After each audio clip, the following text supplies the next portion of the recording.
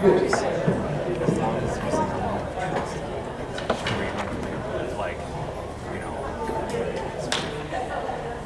There it is, Mike. Oh, nice. Oh, yes. How about over there? Double. Was it in a solid? Hello? Hello?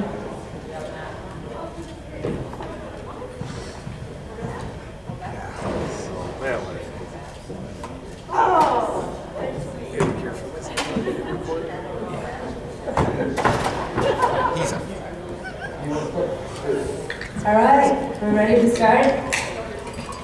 All right. You guys got it. How you're doing so far? Good. Awesome.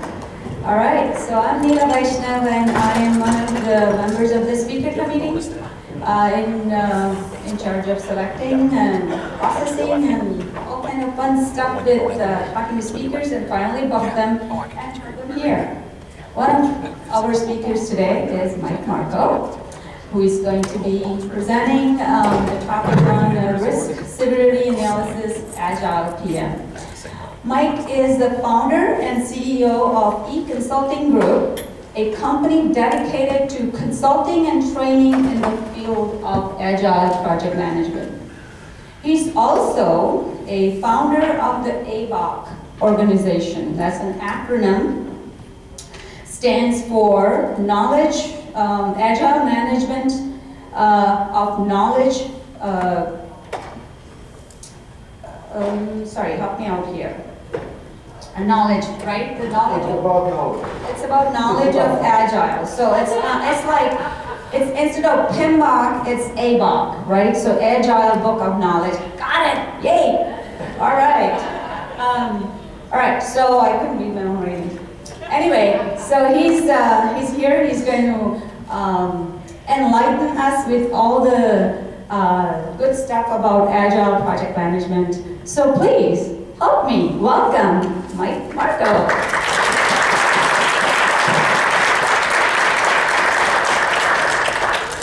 It's a pleasure to be here. Before I start, I wanna give some support. I want to show some love and support for Neela, Steve, Yolanda. You've been a people who work with me to bring us here. Also, Andy did a great job. He deserves credit as well. So let's kind of start because we already late. This is about me. I'm a nice guy, or whatever. So, what is the very first thing that you do when you take over a project? Anybody? Assess. Assess. Assess. No. Yeah. What is the first thing that you do when you start the project? You set up stakeholder expectations. So let's set up expectations here.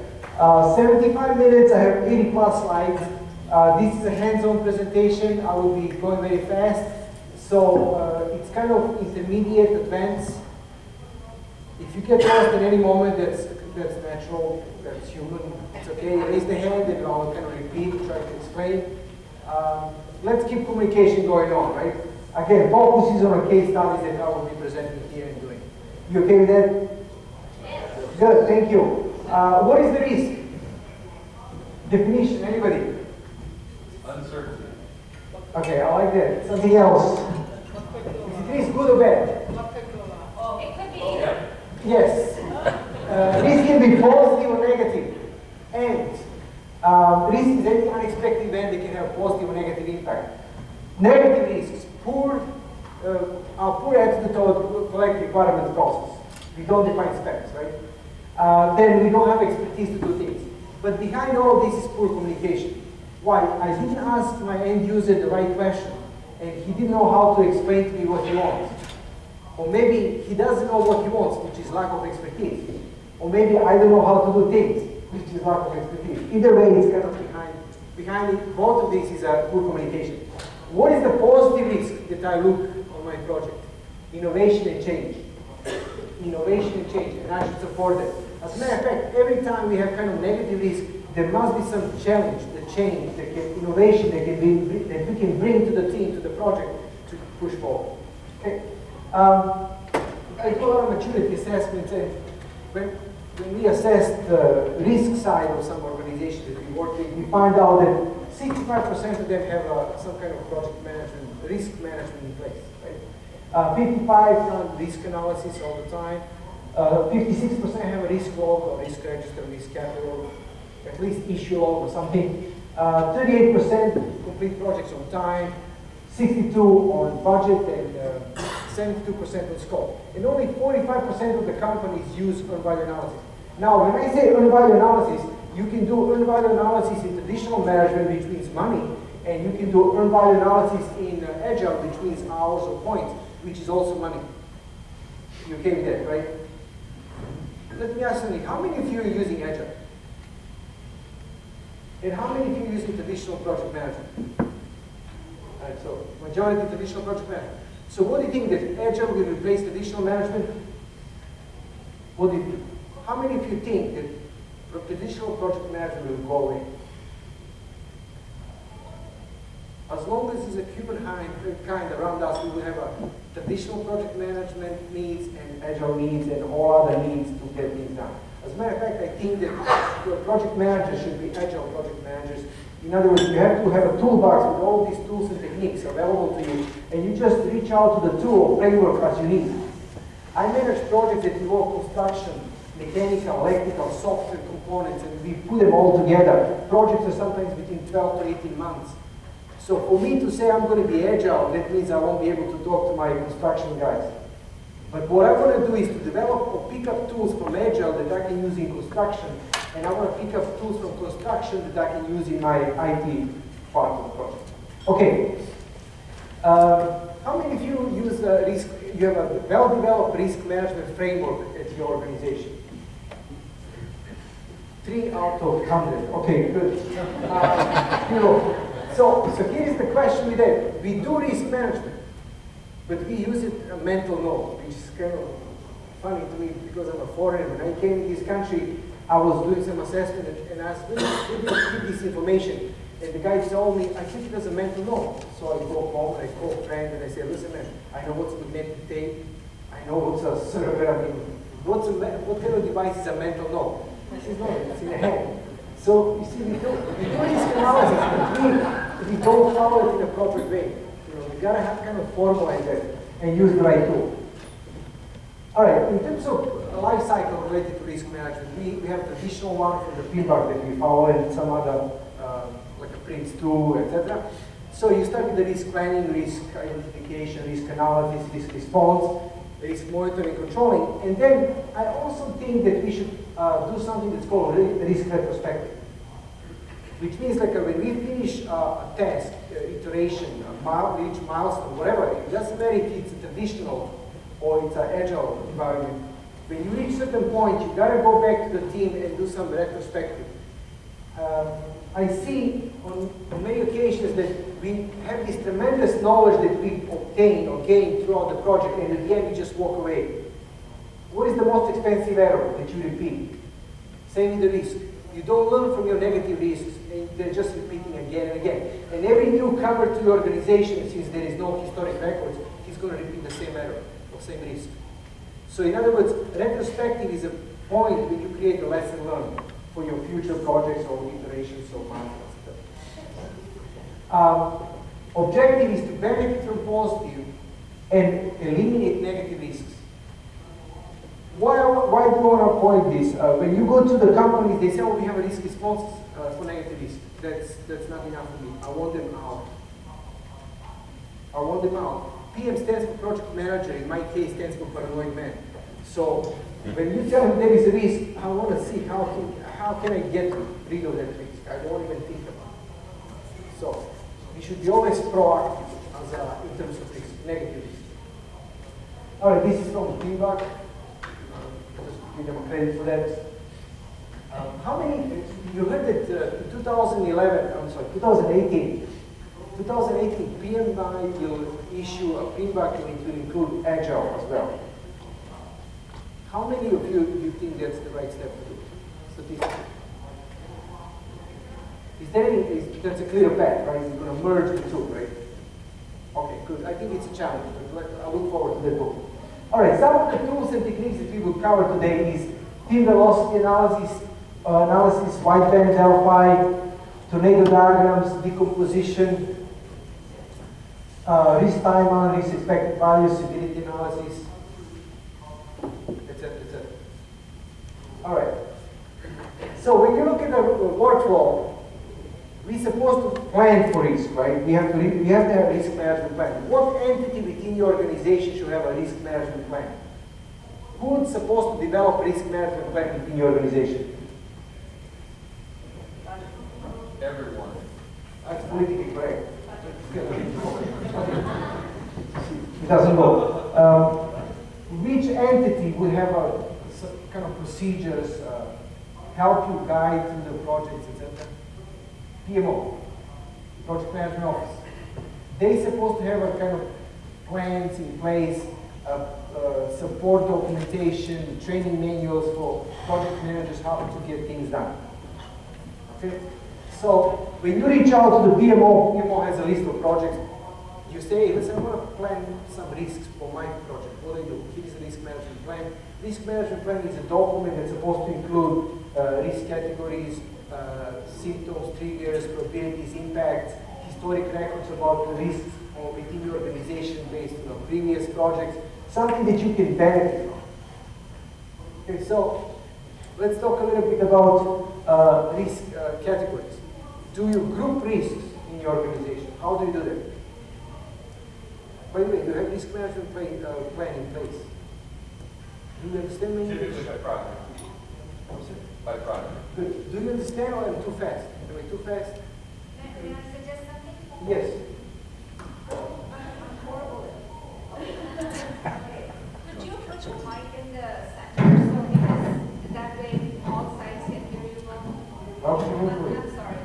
No problem. If you turn one way, then it's lighter. If you turn the other way, it's How about it now?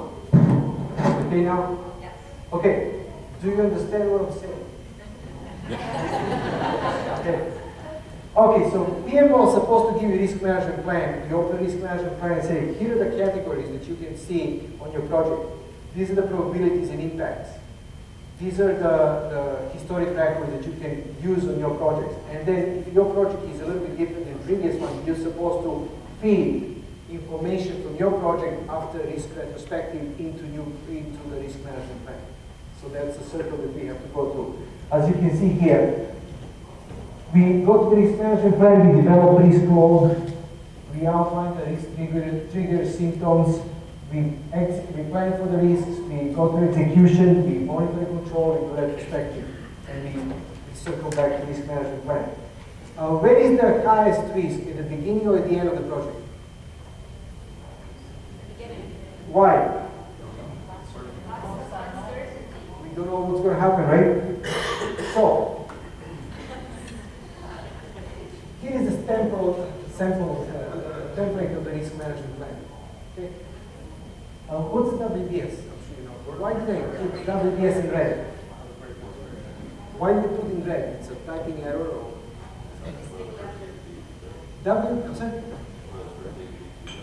WBS is a skeleton of your project. It's a result of the composition of the scope statement. So if you can propose your project to the WBS level, and you basically, in that process, you bind the stakeholders of your project, then you can identify what we really need to do. So today I will be presenting from traditional project management perspective, and we use WBS, and then I will be also jumping in an Agile framework, when we use some other concepts in the process. Okay? So as humans, we have a different attitude toward risk. Kip Jones says that our response toward risk is a combination of biological, chemical, and psychology substances in our brain. So biology means if you are tall or short, maybe overweight or not, shy or not, whatever. Chemistry, if you have a high or low sugar, if you're hungry versus not hungry. And then psychology. Okay. So when it's basically risk response is emotional thing. So I like Andy's presentation when it goes, you have to go back to yourself and break it down.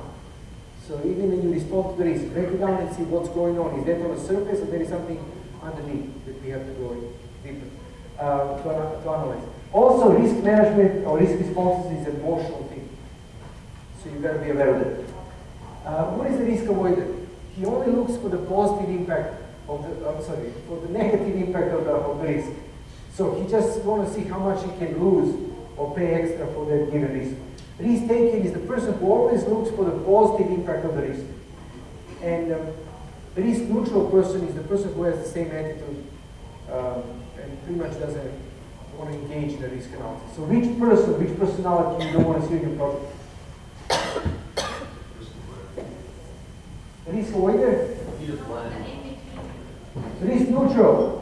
You don't want to see risk neutral guy. Why? Let's say you're on a boat and the pilot, the captain of the boat, Mike Marco says, hey, let's speed up and beat up the schedule. And the co-pilot says, hey, there are some icebergs, let's slow down. And you're dancing with that boat, and the name of the boat is Titanic.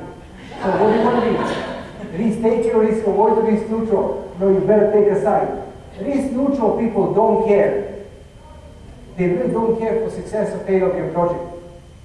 Risk neutral people are sometimes forced to be neutral because nobody listens to them, like Andy mentioned this morning. In a spy, you just push people who have a correct answer, you push them on the side, and over a period of time, they just withdraw to themselves. Or they leave the boat, and you're on your own. So you've got to be careful when you say, oh, I want to risk avoider, risk neutral, or risk taker. We build these personalities. Remember, risk response is an emotional thing. We build it over a period of time. Okay. So right now, like I mentioned to you that we have an attitude toward risk. That attitude toward risk can be measured by something that's called tolerance level or threshold.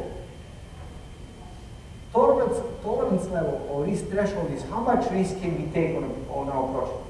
And it's again emotional thing. It's a subjective, objective.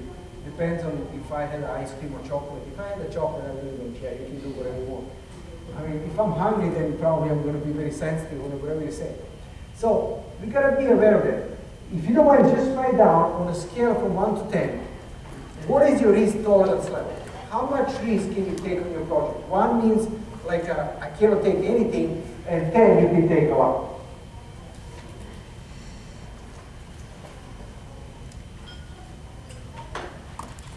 Just write down one number on a scale from 1 to 10. So let's say start broken. Is he risk taker or risk avoider, risk neutral? Well, you remember that movie Wall Street when Michael Douglas says, well, we don't take risks. Why? We think they're risk takers. No, they gamble with our money. They don't gamble with their own money. They're very cautious when they put their money. Okay? How about your software engineer? Is he risk taker or risk avoider? It's probably risk avoider because he can lose a job if he mess up. It doesn't matter how good the idea was. If he was late, the system is not up and running, it's going to be replaced, right? Okay, risk tolerance level depends and fluctuates based on the stakeholder position. If, as Sandy mentioned, status. If you have a high status, I mean, people tend to kind of reduce themselves in front of you or whatever, shrink themselves. And if you're in a low position on the food channel, you're more responsible for what you do. Risk categorizations. I always recommend that when we create these historic records that we kind of group risks. And risk can be grouped based on origin, based on impact, based on a technical side, management side. We can group risk based on a probability and impact information that we get. Some of the risks are unknown. What does it mean, unknown risk? Actually, what does it mean, known risk? How do we define that the risk is known? How do we define that the risk is known, that I understand the risk? No, what? Past experience. Which will define what? As potential risk. We've ran into this issue before. Okay, I like it. There are a couple of things that define risk. Probability and impact. What is the range for probability? Risk goes from 0 to 100, right? What is the probability? What does it mean the probability of risk happening is 0? What does it mean? It's not going to happen. What is the probability? What does it mean probability 100%?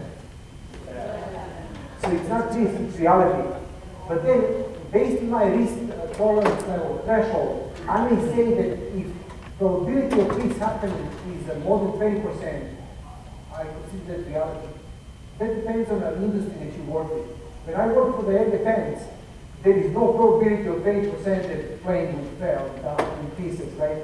There is no such thing. You want to eliminate risk. You want to keep risk at a zero level, negative risk, right? But then let's say you go to some company like a marketing department. Then we say, well, probability of failure is like 30%. And that's acceptable to them because nobody dies because of that. Are you with me?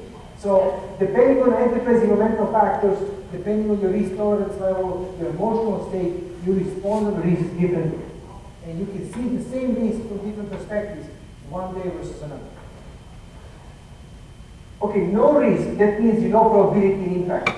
No unknown risk, that means you either know probability or impact, or not both. And unknown risk is when you don't know neither probability nor impact. You know that we may get a tornado here, right? But we don't know what's the probability and impact, right? Maybe somebody can dig out that information. That's a historic record, and that's what we try to do. How do you collect these risks and how you build these categories? Very easy. At the end of the retrospect, at the end of the project or milestone, you reach milestone, or at the end of the sprint, iteration, whatever, you collect your team members and you ask them, okay, write down risks that you saw on your project, on your deliverable, on your user story that you worked, etc. And then you group them based on some kind of common background, similarity, affinity. You just use the affinity diagram. And you start building these risk categories. And that becomes value that you can transfer to other project managers and between other projects as well. If we repeat the same test over and over again, how much risk should we see? Negative risk. Less and less, right? Because we are learning, that's called learning curve. One thing that I would like to introduce here is called velocity or signature. You heard that in the Agile manifesto, they say that team is more important than framework and process, etc. Are you with me? That's the Agile manifesto. I do believe that teams should be empowered to self-manage, to estimate. They should not be pushed around to estimate, etc. But I also believe that teams, over a period of time, should establish pattern of performance. There is no difference between developing software and making a Subway sandwich. And that guy, I tell you, he can estimate how long it's going to take him to build a sandwich in seconds because he's doing like 1,000 of them every day. So if you repeat the same task over and over, you should reach kind of level of efficiency, or signature, or velocity that I can use, or you can use, that we can estimate our project more accurately. What does it mean, signature? If you start working on the same task over and over a period of time, you become expert, and you should deliver that same task within the same range all the time. In Agile, you give freedom to people to estimate how many hours or points will take them to do the work. I also believe, even in traditional management, that you should give them a chance to establish range of performance. So they have to give you that range based on historic records, that certain tasks will take between 5 to 10 days or whatever. That's a huge range, but as time progresses, that accuracy becomes more and more. The estimates become more and more accurate. And you should push teams to become more accurate in the estimates based on their expertise. Agile or Scrum should not be used as an easy exit from the responsibility to estimate something. A lot of people abuse Agile or Scrum environment because they hide their efficiency. No, you're supposed to build some kind of expertise over a period of time so your estimates become more and more accurate. Stable velocity or throughput or signature of your performance, basically signature of velocity is the throughput, how much work you can deliver to that particular resource. Stable velocity would be equal to a stable schedule or budget. Because if you learn something and you become expert, I want you to develop and deliver at that expertise level all the time throughout the project. And that's where we fail as a project manager or Agile project managers. We never ask team members to give us a range. We never track down and we never compare project to project against that resource performance. We lose historic records. We don't keep historic records in place. And again, variation without control is leading toward error.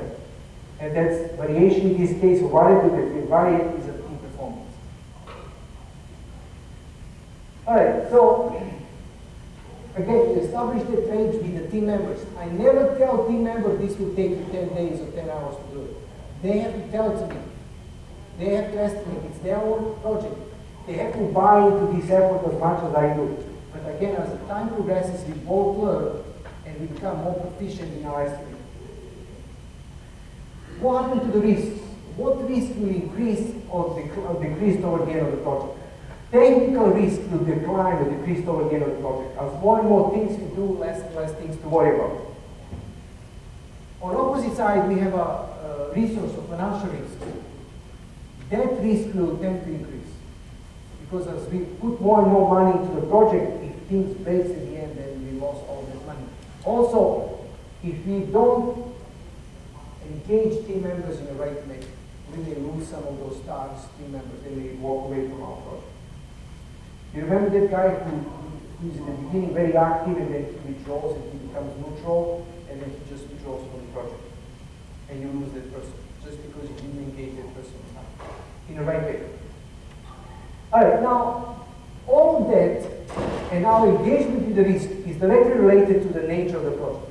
And nature of the project, the best way that we can describe is to use a project life cycle. The purpose of the project life cycle is to define the nature of the project, to define start and finish of the project, set up expectations, etc. Some of the team members do not think in any project life cycle. What are the project life cycles? In a perfect world, we think that all projects, when we start the project, it's going to be smooth ride and nothing's going to happen. But we know that reality is that project moves from left to right, and as a project manager, what is your job? To keep that project moving forward. Your job is not to get things right, your job is to get project done. I know it's politically incorrect. You don't get paid by following process. You get paid by delivering results. Okay, so you see, like, there's another thing, like I work as a consultant, and most of you are probably like full-time employees. And that's a completely different ball game how you approach the stakeholders. I approach them like a doctor. For example, my sister is a doctor, and she says if the patient comes to me and she asks him, okay, do you drink? And he says, no, sometimes, every day I'll have. You know, so, you know, you see, okay, if you face somebody like that, then you miscommunicate, you disconnected from reality. So as a full-time employee, you have to keep that relationship. You know these people more, you spend more time with your team members than with your spouse at home. So you've got to keep that relationship. When I come as a consultant, my only relationship to your company is to check. And I do the best I can for that check. So I tell you what's really going on. If you have a problem with alcohol, I will tell you stop drinking. Maybe you should start drinking a glass of wine a day. Right? So you need to look at that perspective. Does your enterprise environmental factor allows you to openly approach your team, your stakeholders, and say, hey, listen, we're going to push forward, or we are stuck, or you're just going to keep playing around the issue, which means eventually we're going to enter an independent project. The fact that you have to be proactive is a key ingredient to solve the problems in the organization right now as we speak. There is a lot of conflicts, issues, risks. They have a completely different meaning than what they discuss in the meeting. Maybe there is some guy who parked on my spot and I'm upset with that and now I'm going to help him in this meeting. It's not about a risk or anything like that. It's just about that emotional state. So as a project manager, you've got to read that team behavior and you need to engage team. There are two types of people in this role on your team, even in your meeting, supportive and destructive. And you need to find, we play both roles, whether we like it or not. You need to find out which of these roles are played at a given moment by your team. And of course, you should support people and encourage people to engage from the support side. So here is some of the life cycle, third and waterfall. Your scope is clearly defined. You have expertise. Those are the two things in a waterfall. What's the problem with this? We want to use certain life cycle when we, let's say, don't have expertise or we don't have requirement, which will tend toward risk because we said that poor collective requirement process and specification and a lack of expertise will be one of the main reasons for risk on your project. So if you want to push this life cycle in an environment we don't have a scope, we don't know requirements, if you don't have expertise, you're going to fail. And you know the Emperor New Clothes story book? There is a book that has 20 different endings. So the same novel with the 20 different endings, like what happened to that kid when the kid says that you're naked. So when you go in these meetings and you're discussing, and you see that nature of the life cycle that you're trying to deploy is not kind of mirroring the environment of the project, you should raise your hand and say this is not working. And sometimes as project managers, we have that opportunity and sometimes we don't. Okay, incremental, which is pretty much like a moment when we start introducing change to the project. What is the purpose of incremental life cycle? You focus on something that's called stable requirements. So as you can see, these little boxes that we start from release 1, 2, 3, and 4, these are the stable requirements, functions, and they're not going to change throughout the project. Which means when I engage the team, or an end users, product owner, or whatever, I want them to tell me what is the stable requirement, and that's what I'm going to deliver him first. I'm going to give to my team a requirement that will say it's not going to change. What is the most depressing thing for the team member, for my engineer? If I ask him to redo something that he did exactly as it was requested. That's the most motivating thing that you can do to the team member. You did exactly what you need to do, and it's working, but you gotta redo it. Okay, so if you go to those loops, people will lose motivation. Unless you told them upfront that project would be of such nature, which is called evolutionary spiral. So when you go to the evolutionary life cycle, none of the requirements is stable, and they're evolving throughout the project. So that means you prepare your team members, say, hey, we will evolve throughout the project, so they expect changes back and forth. And that's why I'm saying some people do not fit mentally in such environment. They just cannot train it. If you're working with the R&D project, then you go to spiral. In other words, you go back and forth until you find a solution, and once you find the solution, you lock it and you go to the next level. Okay? Again, the point of this analysis to understand what type of life cycle to use on your project is to understand the nature of the project, to understand the tool, and to match the tool. Because not every team member belongs to that every or any life cycle. Jim Heisky developed his own Agile life cycle that starts with envisioning and then speculation. Because he says that we do not plan on a project, in Agile project, we speculate. In traditional project management, we plan because we're supposed to have a stable scope. But in Agile projects, when we do incremental or evolutionary life cycle, we do not plan, we speculate that we know what we will deliver at the end of the project. We explore, which means we execute, we adopt change as needed, and then we close in retrospect. So I also developed some kind of framework that I use when I work with the Agile environment. And in this framework, I think the most critical tool that I use is called decomposition or slicing. And that decomposition does not start with the team members. Decomposition is supposed to start with the end user, product owner, and then trickle down to the managers, and then the team. So what is the difference? When you decompose on an upper end, which means with the end users, you're decomposing requirements, and you're really kind of going into the brain of the end user, what they really want. When they tell you what type of requirements and functions they need, then you decompose that into user stories or tasks. And that's the team moment when we engage team. I'll talk about it in a second. Alan Bennett, he said that Agile leaders are supposed to look at the 5 different things. And that's, the first thing is that there is no multitasking. How many of you do not multitask? Or how many of you have team members that work full-time on your projects and they're committed, dedicated? Okay, so let's be honest. That means that you cannot apply successfully Agile. Why? The fact that you have people share on many different projects brings the conflict. So to resolve that, you gotta engage PMO, you gotta engage upper management, And you gotta change the mindset so that you can apply Agile and Scrum in such environment.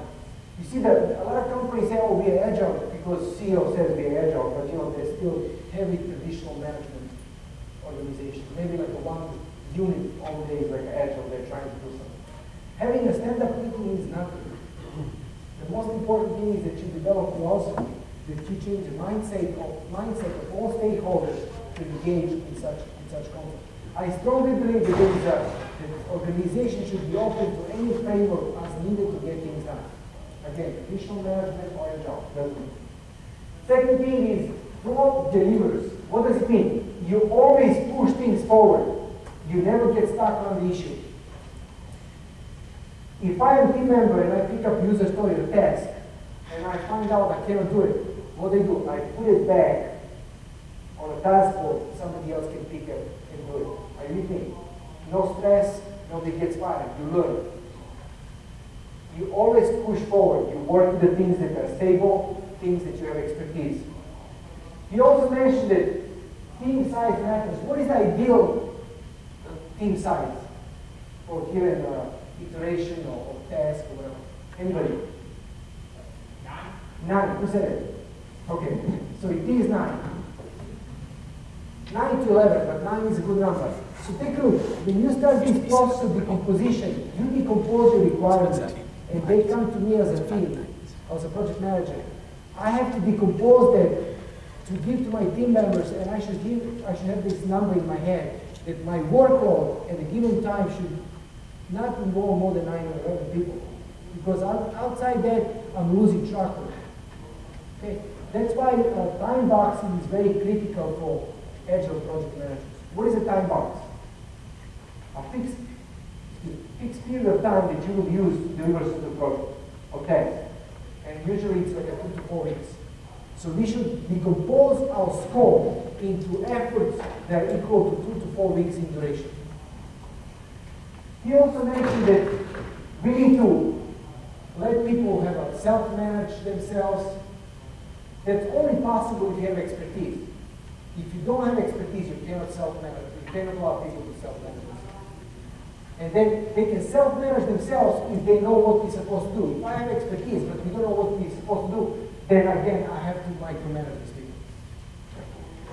Finally, quality should lead. In other words, we should allow team to build expertise to deliver quality.